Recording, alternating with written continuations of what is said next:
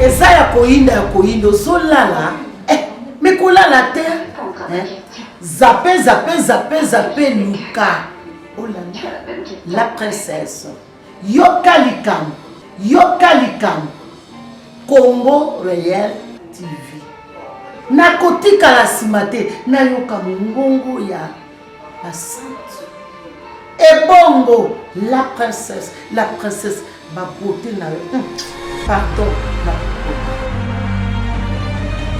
à tous les fidèles téléspectateurs de Congo Réel TV, Nabokambami, la princesse et Charlie Tiamuna, Bana Congo Réel TV, émission Nabino Bolinga Kabolanda Kapé Bosepela Banamo Mingi, Yango et Bandi. Abonnez-vous massivement sur Congo Réel TV. Le long na plateau na biso Toyabi évangéliste Rachidi Kanji. Bonjour, papa évangéliste. Bonjour. Bonjour, papa. Nalingi ota la caméra, osa la surprise na la princesse de Charlie Tiamuna. C'est lui qui a disposé les matériels pour vous recevoir dans ce plateau de Congo Réel TV. Nalingi o lobalobamo en tant que serviteur de Dieu. Bientôt son single sera sur le marché. Nalingi o pambolaye na lobamo ta la caméra. Azola dayo. Merci ma soeur, que le Seigneur te bénisse. La Bible dit toutes choses concourent au bien de ceux qui aiment Dieu. Nous savons que ça est ma casse pour nous ensemble. Tu as foutu. Tu as belé ba sala musala yango futa ba ko batala ki intérêt là. Sala musala pour nous intérêt ensemble et ensemble futa. Que Dieu vous bénisse. Merci. Merci évangéliste. Est-ce que vous pouvez se présenter dans la découverte? Il y a Congo Réel TV, partout, Bazali, Annette, Tiamuna, Zamana, Zolandayo. Est-ce que vous pouvez se présenter? C'est qui, pasteur évangéliste Rachidi? Merci beaucoup, maman. Tout le monde est évangéliste Rachidi Kanji. Bazali visionnaire, il y a l'église armée des missionnaires de Christ. Na Katia Banda, na commune Banda Gungwa, na avenue Pungu. Numéro 36, direction Didiano Nassé Touré. Donc, sur la commune à Aribambo, le tour d'avenue Pongo, c'est facile directement pour le coma. C'est très important. Merci. C'est qui votre papa spirituel? Mon père spirituel s'appelle le révérend pasteur Valentin Mazayaka. Il est toujours en vie? Il est en vie. Et vous voyez aussi ce... Oui, c'est mon père avec qui, avant de venir ici, je devais appeler que je présente une mission. Merci beaucoup parce que nous sommes un pasteur, le comment se retrouve papa spirituel tenga on dit moi ya nzambe moi dumela kana lobela kana voilà pourquoi comment vous en fait on les a nous gardons des bonnes relations avec mon père spirituel parce que tu es l'importance alliance là c'est les alliances là on est commis c'est sur tous. Merci. Parlons de ce sujet, les causes de la malédiction. C'est quoi la malédiction? Merci maman. La malédiction est un mot hébreu qui veut dire qu'elle est là ici mauvaise parole. Mauvaise parole. Donc la malédiction en soi, ça veut dire mauvaise parole, une mauvaise parole prononcée. Donc voilà ce que signifie la malédiction. Et d'où provient la malédiction? La malédiction est un outil n'a aspect belé tel que pour mutu asala likamo il faut causer ça. Alors par exemple vous yiba eloko na sakanda wana ko eloko na ye alors asiliki abandi koloba mabe pona eloko na ye alors wana ezali ba porte o esala ka ke malédiction ebima na monoko ya mutu. Voilà.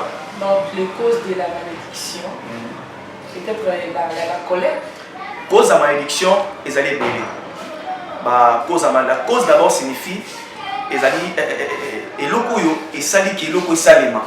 Donc eloko ils ont permettre na eloko beaucoup salima. C'est ça la cause eloko.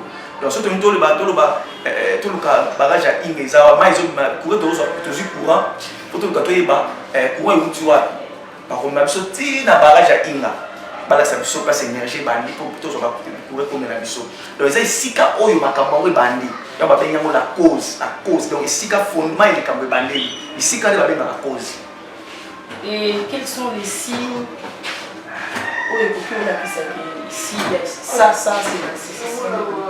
Merci maman. On ne peut pas parler des signes sans parler d'abord des causes. C'est très important. Vous voyez, Nzambe étant balinga boma mokili na délige, il a fallu eloko moko esalema. Eloko moko esalema des alinini. Nzambe mona ki mokili comment qui corrompu, c'est-à-dire mabe comment qui tellement makasi. Atena sens ki ba ange ba uti mikolo ba titi na se. Bakomi ko sangana na bana ya bato. La Bible dit que les fils de Dieu virent que les fils des hommes étaient belles. Ça veut dire que l'expression fils de Dieu, c'est une expression vétérotestamentaire, c'est-à-dire l'Ancien Testament, qui signifie seulement les anges. Les anges, c'est-à-dire ils virent que les fils des hommes, les filles des hommes étaient belles.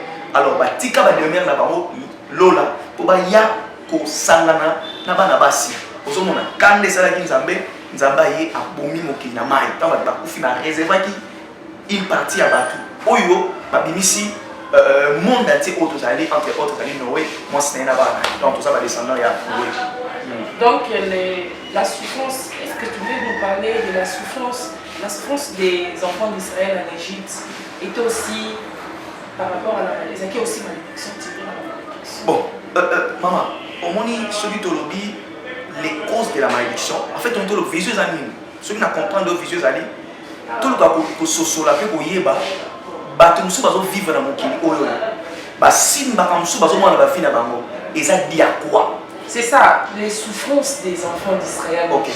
En fait, les souffrances des enfants d'Israël en Égypte, ce n'est pas une malédiction. Ils ont dit promesse moko Nzambe a salaka et pas ya koko na bango Abraham. Alors baka na Abraham, ils ont dit tango Nzambe a ebisi Abraham aboma banyama azo banyama ka bolongi baleli Nzambe akoya na pokwa poisa na alliance. Alors na poko na butuana na mikolango Abraham azelaki Nzambe tellement ebele que Nzambe azo yete la Bible dit mutu comme kokota Abraham lembi akomi ko nimba. Lokola Abraham akomi ko nimba na kata ko nimba na Nzambe siko ayekoya sous forme théophanique, c'est-à-dire na forme moko ya nuée. La belle forme théophanique, c'est-à-dire Nzambe azo ami pesi forme moko pa monana aye Nzambe ali koleka na katikati ya banyama wana. Ozomona parce que tant Nzambe azo leka Abraham azaki ya kolala na moi pongi wana Nzambe azo pesa Abraham à cause de la faiblesse ya Abraham. Nzambe azo pesa ce message oyo et makambo ko salama après des années, siècles et des siècles. Aye bisi alobi Abraham monde ngozana na ba descendance yeba ke ba descendance na yo.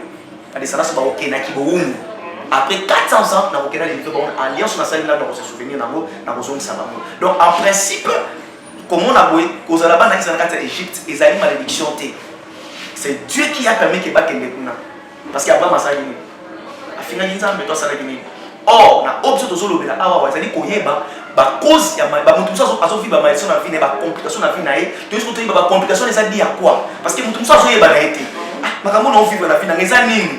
Comme ça akena quelque part ba essayer de kambo. Peut-être makamba yebisa ki wana ezo cadrer tena ba réalité réelle ya vie na ye. Oh yeboka makambo kwa sala, o ezo kanga vie na ye. Est-ce qu'un chrétien affermi peut aussi vivre sous la malédiction? La malédiction ne dépend pas aux ala chrétiens, aux ala aux ala païens. En fait, la Bible dit ceci. Christ nous a racheté la malédiction de la loi, étant devenu malédiction pour nous. En fait, ça veut dire quoi? Ça veut dire que nous savons qu'il y a cela qui est et coquille pour na elongo la biso na bilaki mabe parce que Yesu yemo kala taki malédiction ami comme ça qui m'a dit il est venu non abolir la loi mais accomplir la loi, c'est-à-dire accomplir la loi veut dire kozwa nyoso esengela ki mobeko na entièreté nango ba bengaka etumbu ya mobeko nyoso mobeko aprévoit comme etumbu parce que le corps da sumukaki etumbu wana siko ekweki likolo ya Yesu c'est-à-dire il a accompli la loi ekweki likolo ya Yesu so abiso zo ngolo ya kobika alors na bato so bayambi Yesu nde ngolo leso pesa mena bango tango bayambi Yesu Masia mbala moko masumu nenu sasala elimbisami mais kobosana te koyamba Yesu Masia ezali vaccin contre la malédiction. Alors, par exemple, à Yamba Yesu, mais à Tikala pour confesser ma soumonaïté. Ok? Mais tu dois aussi confesser tes péchés pour la mine parce que tant va prier pour la temps, on va prier pour la yo, au moins tu vas donc lorsque tu as reçu Jésus, lorsque tu as reçu Christ, tu n'as pas confessé. Et pour ça, tu peux rester Tu peux rester aussi sous la malédiction. Tu peux rester sur la malédiction. Tu peux rester sur la malédiction. mais étant en Christ. Tant que ne musique maman. Parmi ma cause, au moins il dans la Genèse chapitre 9 verset 20 à 25, Bible total les abisso Noé. Noé béni masanga. Tant que béni masanga, la Bible dit que alamwe moi na ya suka comme Cham. Aya kuti papa ne temps moko ya bien te ya bolango. Tant que papa ne temps l'état wana au lieu à couvrir papa na ye. Ala ta papa ne bilamba, Cham asali bongote. Abani ko seka papa na ye. Abimi libanda ko sa papa na papa de ko na bi tala monde boza papa na aza boluma meli masanga buzu tata ne boza kana na soba soba tata wana. Ameli masanga tseli bolumbu kuna na kata nda. Boke na butala ye. Babio bi ke bande ko na ye ba ye. En fait, en réalité, ma commentaire monsieur biblique balobi Cham akendaki azo ganga yango libanda. Boya papa za bolumba we. Boya kontala papa boya kontala papa. Et loko wana tango sala li batu bayi batali bolumba papa. La Bible dit Cham dans le verset 22 babi Cham a vu la dignité de son père. Ozomona. So tango bande bone bayi balati si papa na bango bilamba. La Bible dit ceci. Que tango Noa la muki. Mais autant la muki na l'habitant kuitine si Noa la muki. Ba betelie masolo makambo lekaki o mwana ya suka Cham asalaki e pesi Noé kanda abi lokola mwana na nga moko asangu singa na miso bato boye na place oyo abatela ngai pona sa papa na o exposer na bongo ya ata kuna na sali mabe yango abu batela ngai et la Bible dit Noé na sakanda wana abali kolakela Cham mabe abi maudit soit Cham kana maudit soit Cham qu'il soit l'esclave des esclaves de ses frères abali kolakela Noé na Cham mabe et malédiction et que itina ba koko ya ba kokolo ka ba kokolo na oyo ba bamboka kana o banesa ba ko bengana c'est les descendants de Cham qui ont été maudits même expulsés na mboka na mabele na bango moko ba pesa maboko mabele na pas ba mususu parce que bazaki sous la malédiction o tata na bango ya cause ya mabele o tata na bango salaka ozomona alors ce que tala eloko wana OK au monde par exemple ndenge Cham amoni molumbu ya papa na ye est-ce que yebi ke komona molumbu ya baboti na yo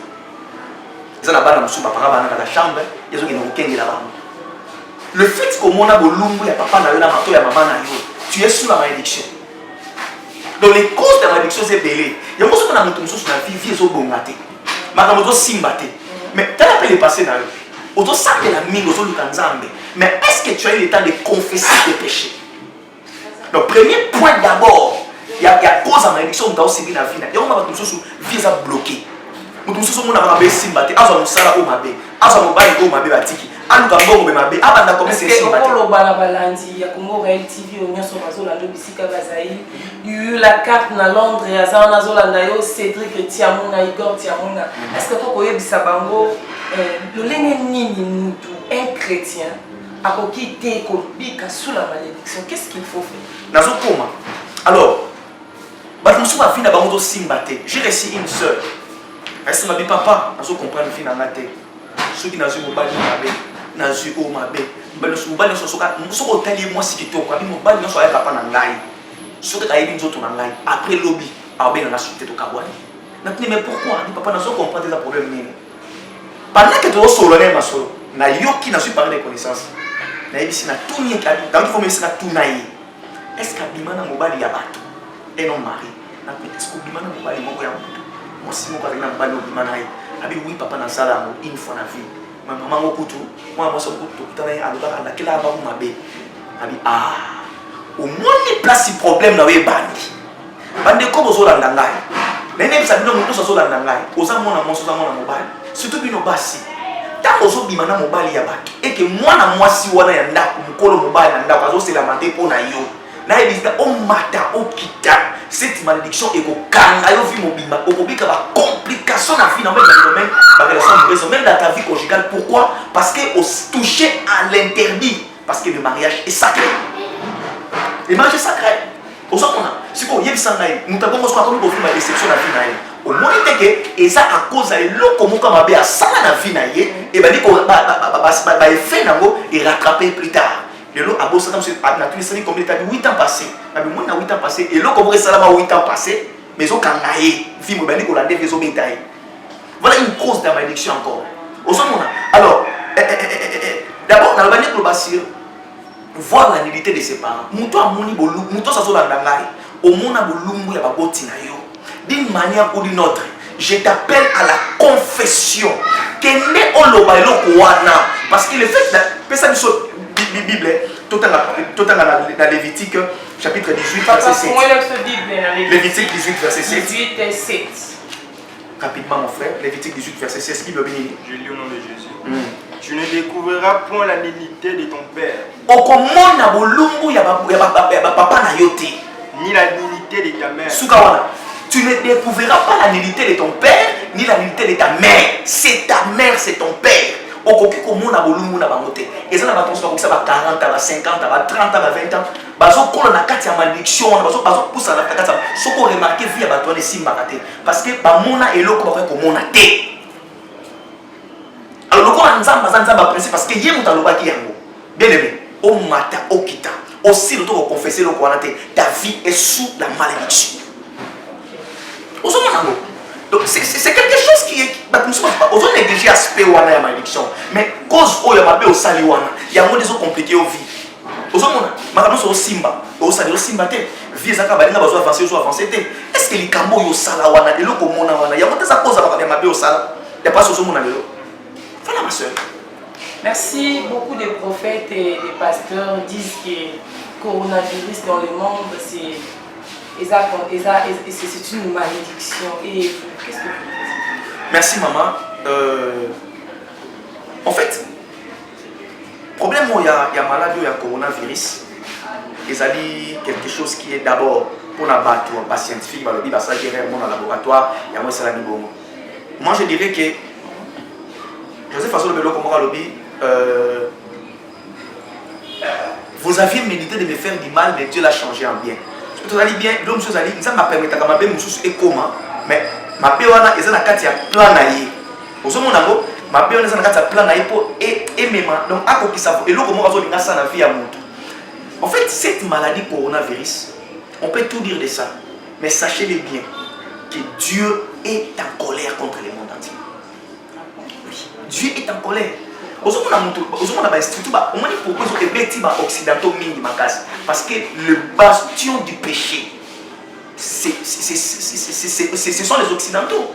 Et bien, ils sont en Chine, ils sont en Europe, ils continuent en Europe, et ils sont en Vatican. Et ils sont en Vatican, l'Italie, ils sont en Italie, et le monde en Italie et les États-Unis. Pourquoi on a Makasi? Parce que les gens ont influencé mon pays dans ma baie. Aux hommes, moi, si animé par la Niama.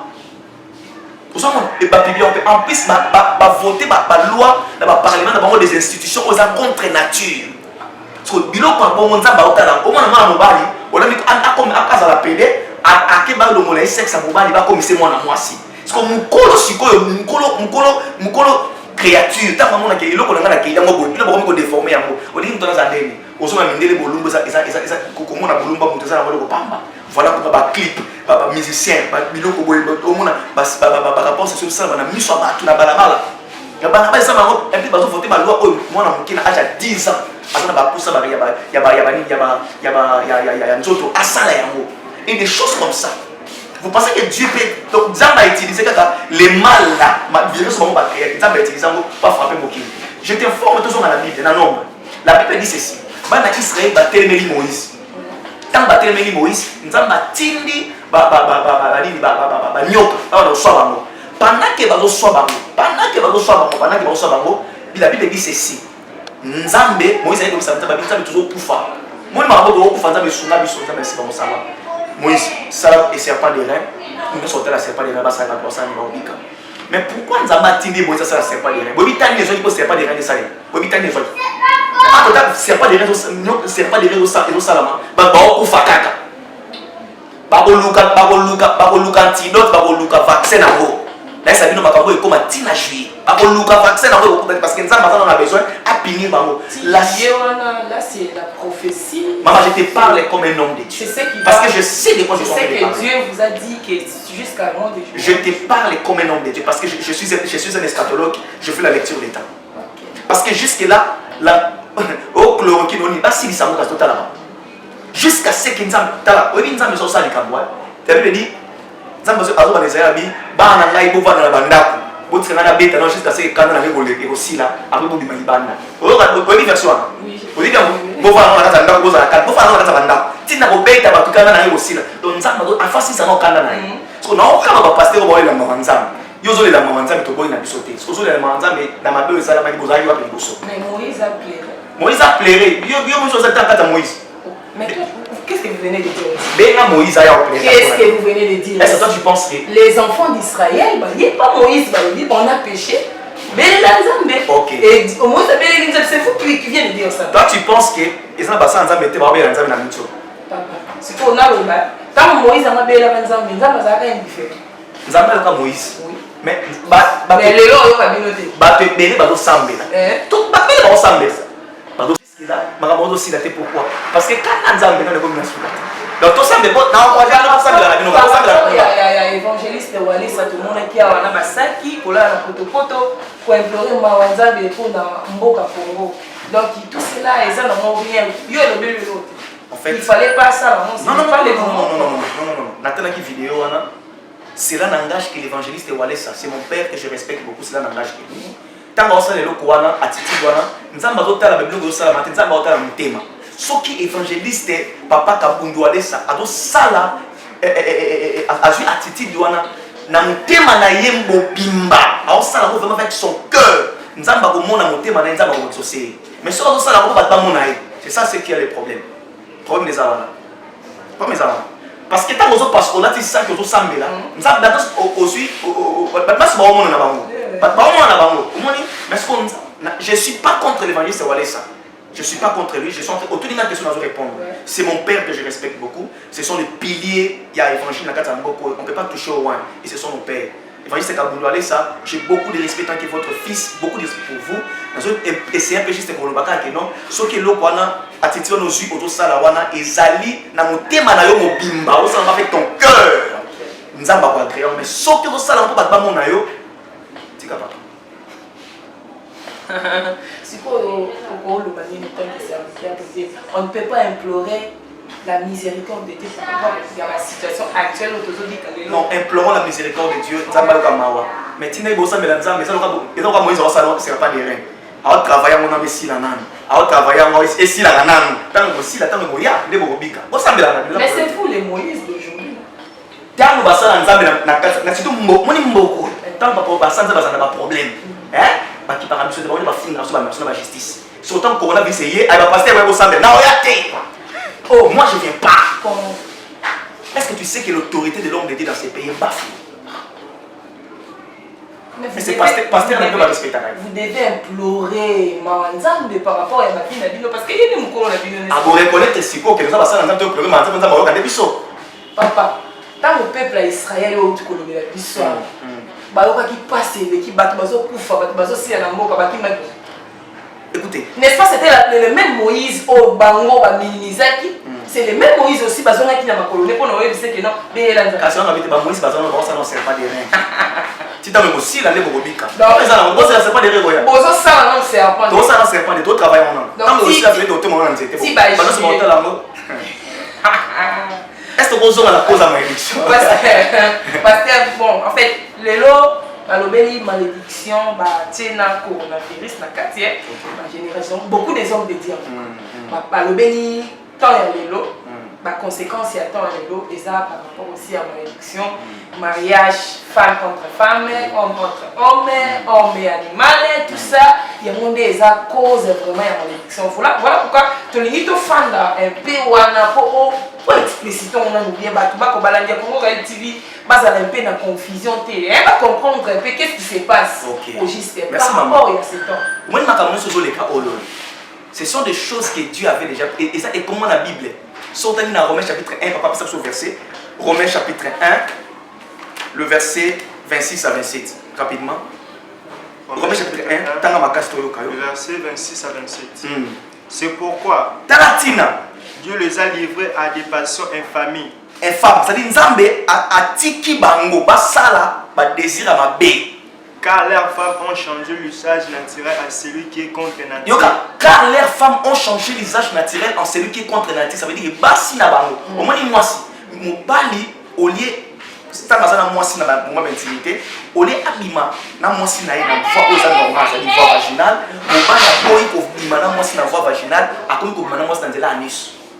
C'est ça qu'on appelle la sodomie. Donc nous sommes mon awana oya bat oya abimina mobile oya komi mobile abimina nyama. C'est ce qu'on appelle la sodomie. Et parmi les codes de la malédiction, lorsque nous avons inclus la carte de sodomie, nous avons un monstre mobile parce que bima même mobile azo pénétrer moi aussi na carte ya anis. Ba benga mo pratique contre nature. Même dans les mariages. Même dans les mariages, maman to koma. Mutu nyonso zo tala ngai. Moi na monstre mona mobile. O pratique sodomie. Ça veut dire que au bima na mwasi. Yo bil surtout bino basi mawa la no mawa bino mawa. Ba sentiment na bino buzoba mobile azo ça les choses pratique moko zali o nzamba yebité.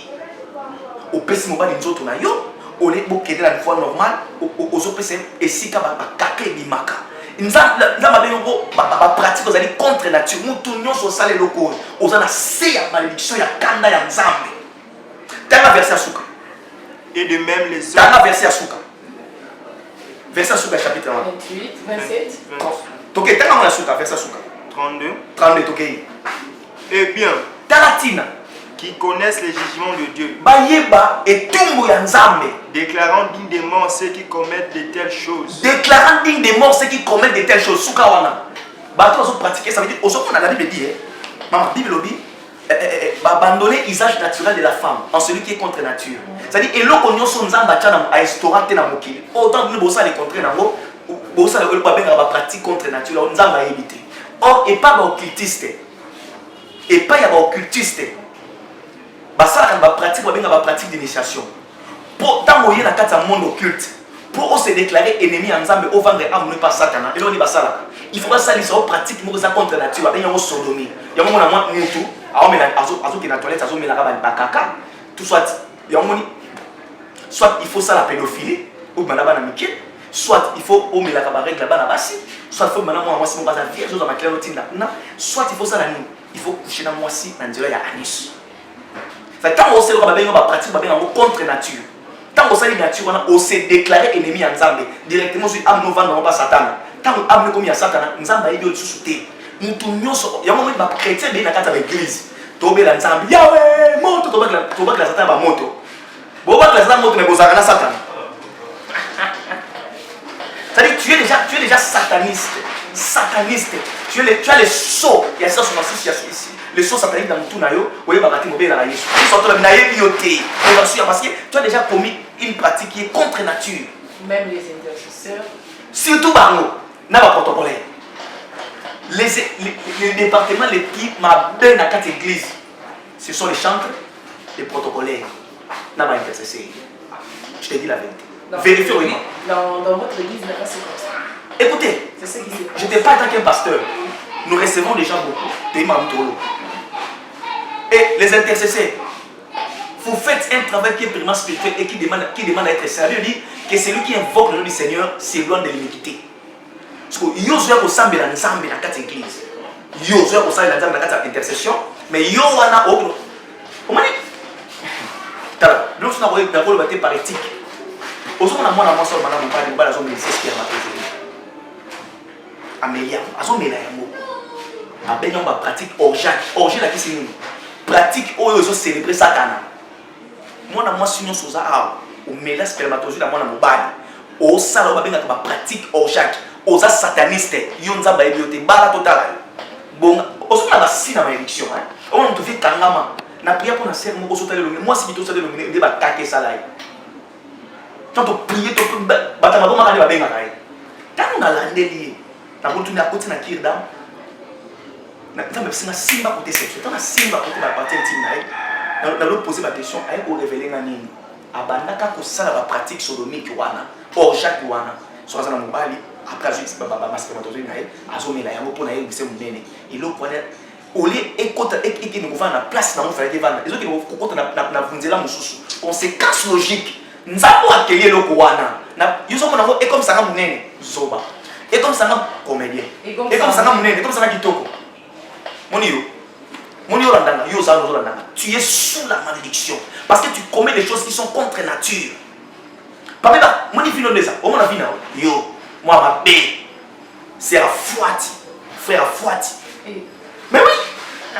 Et ça, on a frère rebellé, beaucoup de gens qui ont passé les félos. Ils appellent la sœur rebellée, par contre, ils ont pratique à ma vie.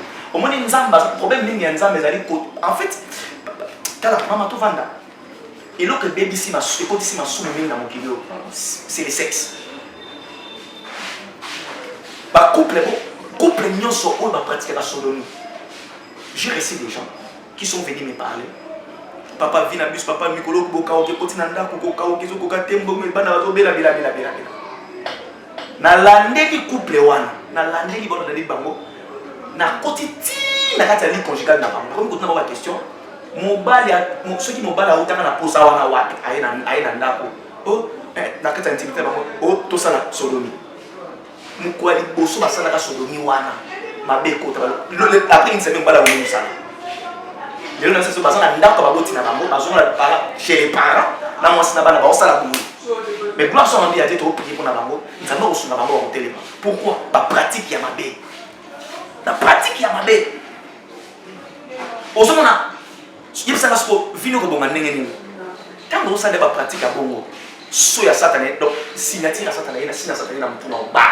Et si il y a seulement que le prince de ce monde vient, il n'a rien à moi. Ça veut dire quoi? Ça dit na bengani satana na maloba na bengani na ba acte na ngai siko biso sikoyo Jésus était parfaitement saint, le saint de Dieu. Il n'y a pas un homme qui a vécu sur la terre dans la sainteté comme Jésus. Il n'a le bi atikala ko sunga na ba pensée na été.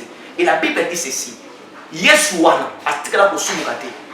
Le fait que Yesu sunga kité mashara ba ya ba tala tant on doit adorer Yesu pour ba. Alors, les princes de ce monde vient, il n'a rien à moi. Ça veut dire quoi? Et là, on a ce qu'on s'attend à réclamer pendant Nazana Moté, à mon amoté, qui nous m'a salité, bah Sodomie n'a salité, qui m'a naïveté. Moi, ça m'a naïveté. Le couta, au moins, on a le couta. Parce que tant qu'on a réclamé, les Satan a réclamé Pierre, parce qu'il y a quelque chose de Satan était chez Pierre. Mais ce qu'il y a sous, a réclamé, le coupa n'a pas parce qu'il y a le coupa n'a pas. Ce qu'il y a sous chrétien. Tant que Satan a zoya. Ozo bengana na munoko moto na bengana na kati na lié mais yo wana mbeto ba pratique ni osala ba samawa des pratiques contre nature ozo mona mobali aketi na niveau aussi c'est sexe à moi si. Maintenant parlons des ce sont des choses qui amènent la malédiction dans ma vie na bato. Vous devez confesser vos péchés parce que la colère de Dieu est sur vous. Dans la vie na au bien. Dans la vie na au bien. Quand sa famille, il y a famille,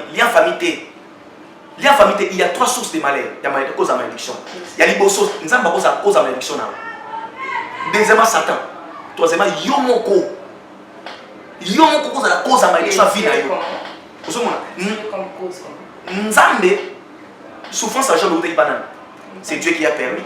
Souffrance à Jean de banane. C'est Dieu qui avait permis. Il y a l'homme qui a permettre. Là, c'est dans le preuve. Et ça, l'homme soupe Satan a imposé, parce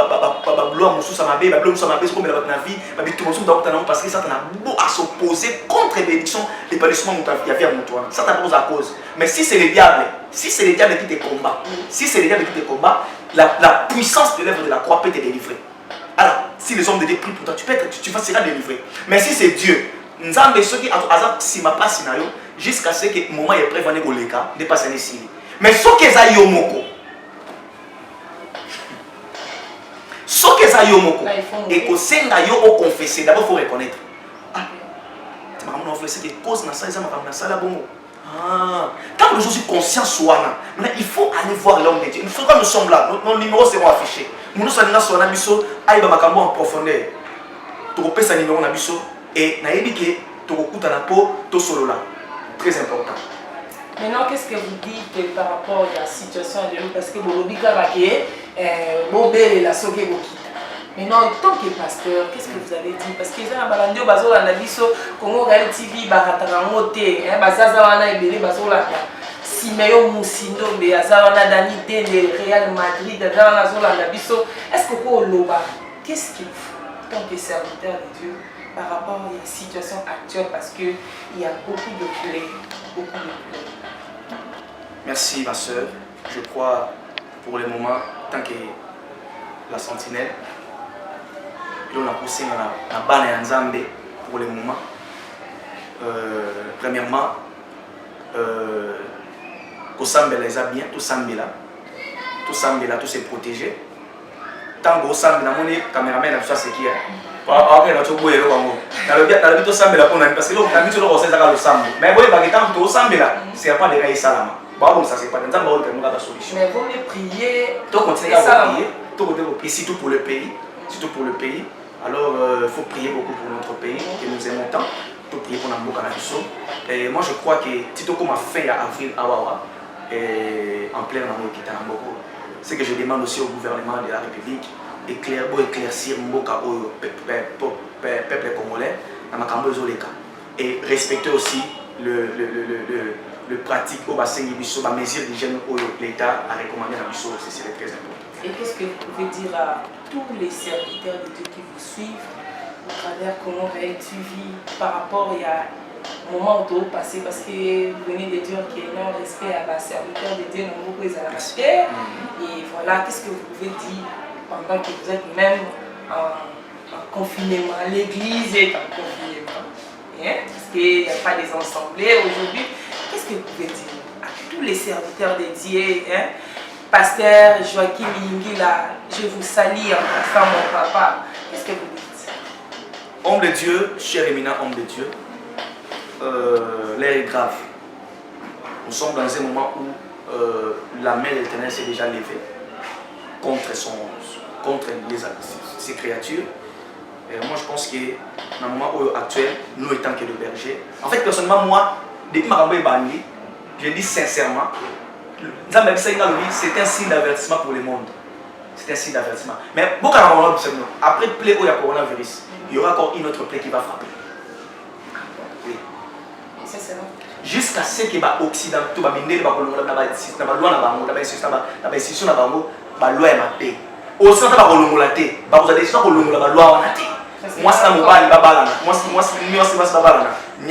plus, vous voyez des choses comme ça, on impose à l'église de célébrer des mariages contre nature. Moi, non, non. Quand on vient à l'église, tu sais qu'en Europe, aux États-Unis, l'air Dieu, c'est la loi. Il y a la porte sur côté qui est l'homosexualité, ça m'a dit parce que la loi ne dit pas comme ça. Il y a la Bible, il y a l'action loi. Donc l'air Dieu là-bas, en Europe, aux États-Unis, c'est la loi. Moi, je vais demander mon homme de Dieu. En tout cas, cher homme de Dieu, l'air est grave. Le sang, on a besoin de préparer un serpent de rein. Nzamba Salangolo, tout implorer car Nzambe. Peut-être ça, mais la paix qu'on a rappelé. Et c'est le moment où il y a tout son la retraite pour nous préparer à sortir dans le sommet dans peu de temps. Je crois que les choses iront mieux dans ce pays. Merci, Bandeko. Toujours pour ça, toujours chité, toujours pour il y a déjà une émission d'habito. Pasteur, Ibissa Bissonano, par rapport à l'église, il y a vie et bon. Moni, Namboko, respect à ça dans Nzambe Zate. On aurait comme les rébits de la société.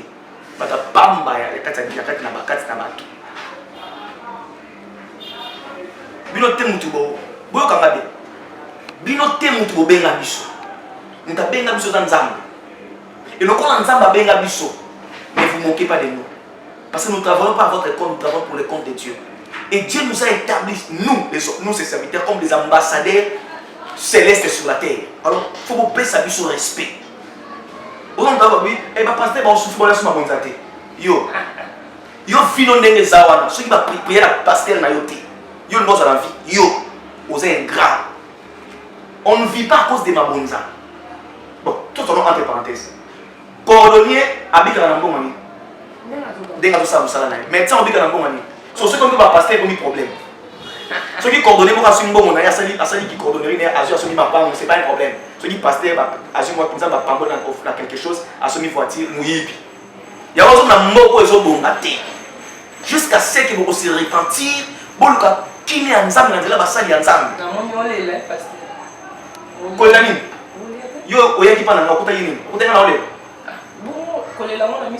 L'ambassade, écoutez, ceux qui gouvernement est engagé ministre, c'est ceux qui disent que c'est pas ça qui est à Béli.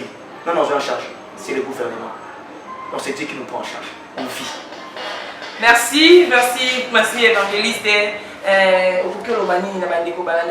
Parce que qu'est-ce que tu peux dire par rapport à si jeune qui il y a l'élo, Tolobeli sur le plateau de Comorel TV. Qu'est-ce que vous pouvez dire en conclusion à tous les téléspectateurs? Merci pour la mutuna na yo, maman nangai. Ndeko nyonso o alandi ngai. Ozo se retrouver dans la pratique oyo. Il est temps de chercher Dieu. Ozawana, olongola bazeni, ozawana soto makila, o confesser le Coran. Et olingi mariage aka na petebo. Olingi bolamo za pena nzambe za na petebo. Malédiction ya nzambe za likolo na mutu nyonso oza na kati ba pratique oyo sala na asala ya mabe. Eza ba cause ya malédiction personnelle oyo moko luka yango. Alors c'est le moment, le grand temps, ya ko luka ko confesser mabe wana pour te nzamba limbisa yo. En plus confession mabe ozate ko okay yo moko na ta chambre ko sambela. Nzambe limbisa na nzamba ko yo côté. Tu dois chercher un homme de Dieu. Kende ko yebisa papa na sala boy na sala boy na sala boy, vois soit ton père spirituel. Va le voir, vois ton père spirituel. Yo parce que père spirituel nga soko ki makambo akomona nga mutu mabe, akomona nga na sala mabe. Non, pas sur ozo kaona, sono ko yo kaona ki papa na ngai ba na sala ya mabe. Nde lo biko no ya ngwana. Nde lo biko no ya ngwana. Ozo mona. Alors, on est aussi là, nous pouvons aussi vous aider. Venez, on va vous orienter pour chercher à ce qui n'est pas pratique nous sommes attendus awa. Ce qui ozo se retrouver katina mo yebe loko moko. Et ça la mutu moko azo landa awa. Obimana nganga. Okota banda kwa nganga. Tala vino ndenge zali. Oza ndokia vina yo. Tala no sokota okota na kwa nganga. Yo kanso ki ndeko koye kolelo ko mona eloko moko to yeba likambo ko. Spirituellement oyebi loko ni otika kuna. Le diable ne donne rien pour rien. Otiki loko moko ya yo. Tala vina o bien. Oza cause maile la vie na moni ndokia vino bien des ayo moko. Ndokia vino des ayo moko. Cherche Dieu. La Bible dit répentez-vous. Répentez-vous. Luka basala Luka musala nzambe assemble la pona yo et je crois que Dieu pourra faire quelque chose. Aussi nous devons confesser ma ça on a dit. Merci. Merci. Est-ce que vous pouvez saluer 2, 3, 4 personnes parce que nous sommes déjà à la fin de la émission. Nous sommes venus pour parler de la part de Dieu. Je crois, je vais juste vous remercier. En tout cas, que cette émission aille de l'avant. Que Dieu bénisse cette émission. Et puis, champ d'action d'amour, et deuxièmement, je vais remercier mes enfants de l'église AMC, Armée des missionnaires de Christ, Napumbu numéro 36, na commune Bandal, non le Ari Bambole. Je remercie tous mes enfants de l'église, mes collaborateurs, ainsi que Bana Manyoso, Oyo, Basutenaka, Papa Nabango. Nzamba Pamola Bana sur AMC, là je vois la sœur Annika Songo, que Dieu vraiment la bénisse, la sœur Tina Lukunga, que vraiment Dieu vous bénisse. Et tous les mamans, tous les départements, ainsi mes enfants, les serviteurs de Dieu, le prophète Sylvain, le prophète Daniel et puis le prophète Joël, mes enfants, que Dieu vous bénisse. Et je remercie mon père spirituel, le révérend Valentin Mazayaka. Merci. Merci à tous les fidèles téléspectateurs, vous allez partout. Olandaki émission na bino bolingaka mingi Alain Tiamuna émission oyo olandaka mingi tango nyonso tout olingaka koyeba bosolo elekaka na kata émission na bino et topesi bino mbote bino bozalaki wana ebele Dorcas Benoît te mama na Shams Lofoya topesi mbote na Graciel Mbingani topesi mbote na Platini Maluma Nzamba Image nyonso bomona eza Platini Maluma donc yende asimbi image ya Comorel TV, hein? Tolo basi. Tokutani na prochain numéro. Merci.